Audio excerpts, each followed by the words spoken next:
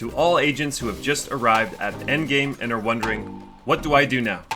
Well, the short answer is grind. Grind for SHD levels, grind for gear to make proper builds.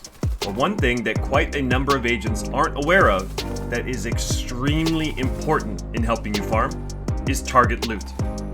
In this video, I'm going to go over everything you need to know about target loot and how to maximize its effectiveness.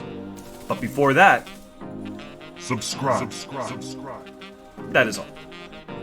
So, target loot was not a thing in the Division 1, but it'll make your life so much easier in Division 2. Basically, every mission and every area on the map have their own target loot. To see it, just go to your map and push up on the D-pad. Every day at 3 AM Eastern Time, the target loot is reshuffled. Basically, when doing a mission or open world activity, the target loot will have a greater chance to drop than other types of gear. To further increase the drop chance of target loot, you can add directives. Each directive makes gameplay a little more difficult in certain ways. For example, when you activate Fog of War, threats will no longer show up on your minimap. And with special ammo, some NPCs will spawn with their factions special ammo. Some people will say, to maximize XP and target loot drops, activate all directives. But if a directive is going to make clearing content significantly harder and slower, it doesn't make sense to use it.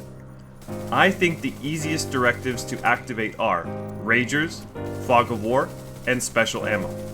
Then, depending on your build and playstyle, you can add additional directives if you feel comfortable with them. Now sometimes, the piece you want to farm will not be anywhere on the map. With all the brand sets, gear sets, and weapon types, there isn't enough content in the game to have every target loot on the map every day.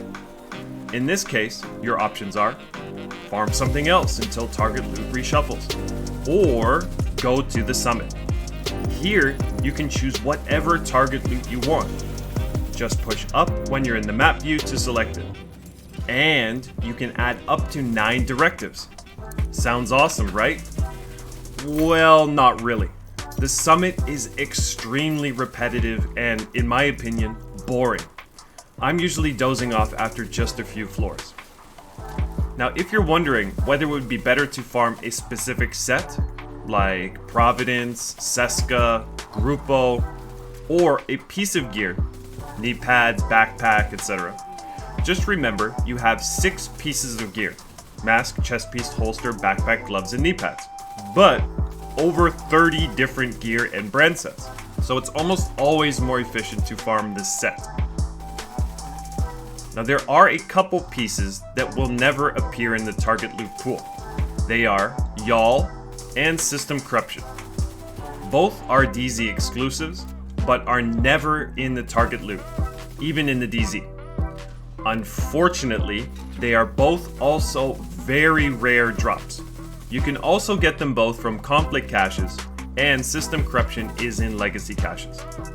So that's the lowdown on target loot in the Division 2. I hope this video was helpful.